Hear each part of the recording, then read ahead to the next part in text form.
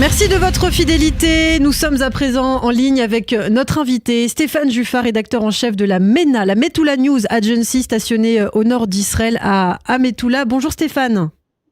Oui, bonjour Ilana et bonjour aux auditeurs et spectateurs de Radio J. Merci d'avoir accepté notre invitation ce matin, Stéphane. Alors évidemment, on va parler de ce qui se passe avec le Liban, mais d'abord, concernant ces frappes américaines en Iran, 10e nuit consécutive de frappes américaines en Iran.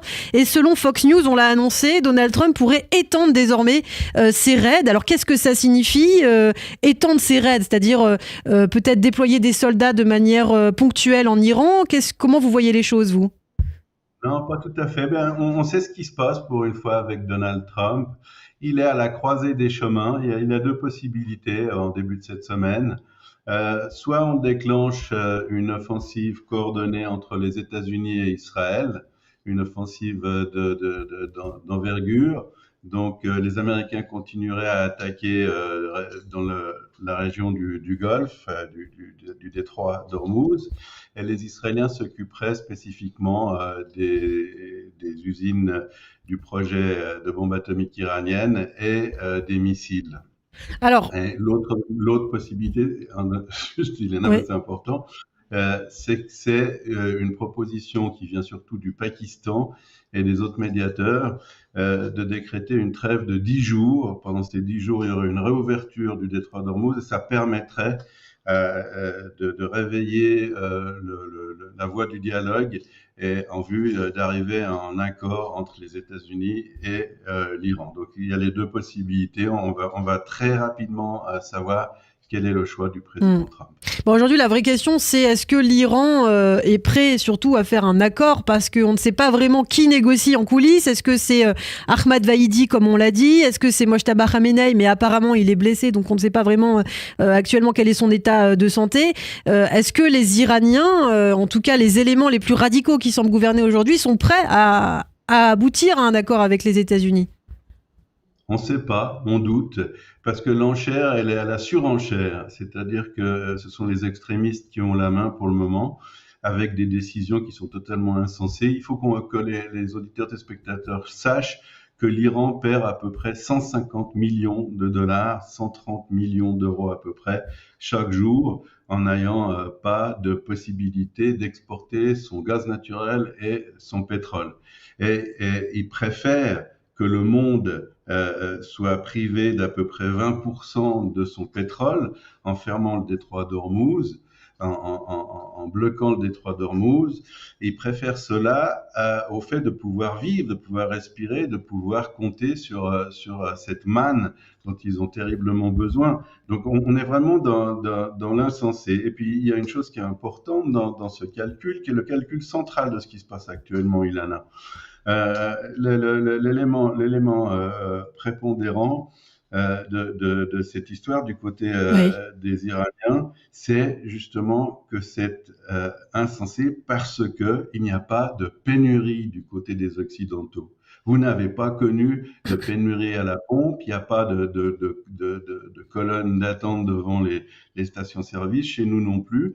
C'est ce qui signifie que l'Occident peut vivre, est capable de vivre dans ces conditions, mais l'Iran ne peut pas vivre en n'ayant aucune ressource. Les ressources de l'Iran, c'est le pétrole, c'est le gaz, c'est ces 150 millions d'euros qui manquent quotidiennement, et l'Iran fait ce choix. Quand on a dit ça, on a tout dit, c'est-à-dire qu'on est en présence d'extrémistes qui ne réfléchissent pas forcément de manière logique ou qui n'ont pas la même logique que nous. Alors, avant d'évoquer aussi le Liban, puisque c'est important, vous êtes à la frontière avec le Liban, Stéphane, un mot d'Israël. Le chef d'état-major l'a dit, on se prépare, Tsahal est sur le qui-vive, on est prêt à agir à tout moment. Agir à tout moment, c'est-à-dire à partir du moment où l'Iran attaque le territoire israélien. Alors, si l'Iran attaque le territoire israélien, la question ne se pose plus. On va répliquer de manière très vigoureuse. Il faut savoir que dans les attaques américaines, notamment de la nuit dernière, on compte environ 150 cibles visées par l'armée américaine. C'est la moitié de ce que faisait le Chel Avir, l'aviation israélienne, lors des précédentes phases de la confrontation avec l'Iran. Ça nous donne une idée assez précise. Et cette fois, l'Amérique a besoin d'Israël si elle veut généraliser le conflit, tout le monde le sait, le président Trump non plus ne le cache pas. Si l'Iran attaque, on ne demande même pas la permission aux États-Unis, on s'est déjà entendu avec eux sur la question, on réplique de manière très importante. Très importante, ça veut dire deux choses. Il faut être clair quand on est capable de l'être. La première, c'est qu'on a une banque d'objectifs qui a été renouvelée. On sait où on va frapper, pas pendant une journée, mais pendant peut-être un mois. On sait quelles sont les bases de missiles balistiques qu'on veut frapper et quels sont les sites du projet de bombe atomique iranienne qu'il est nécessaire d'éradiquer, de détruire, parce qu'on n'est pas sûr de ce qui se passe à l'intérieur. Voilà ce qu'on doit faire. Et puis l'autre chose, j'entends que nous avons énormément travaillé sur les missiles antimissiles, sur les nouveaux Khetz ou les adaptations du Khetz pour être capable d'abattre peut-être tout ou encore plus. On sait qu'on est au-delà de 90% de missiles balistiques iraniens interceptés. On aimerait arriver à 98-99. C'est là-dessus qu'Israël a planché. C'est là-dessus qu'on est prêt. Quand on dit qu'Israël est prêt, c'est dans ce domaine-là.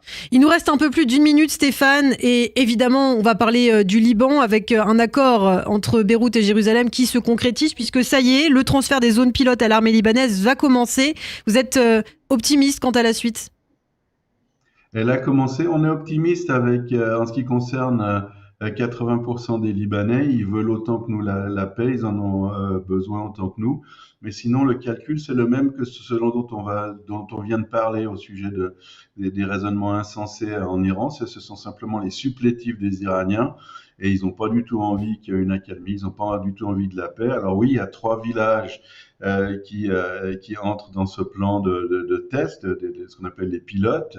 Et on va voir ce qui se passe. Et bien entendu, de leur côté, les Iraniens et le Hezbollah vont faire tout ce qui est en leur pouvoir pour faire échouer cette tentative qui va vers la paix, effectivement. Eh bien, merci à vous. Merci Stéphane Juffa d'avoir répondu à nos questions ce matin. On vous retrouvera cet été plus longuement, j'imagine, puisque ça bouge toujours au Proche-Orient et notamment dans votre région. Merci infiniment. Je vous dis à très bientôt sur Radio J. Ne bougez pas. Dans quelques instants, l'essentiel de l'information avec Éléonore Claude et puis la chanson du jour.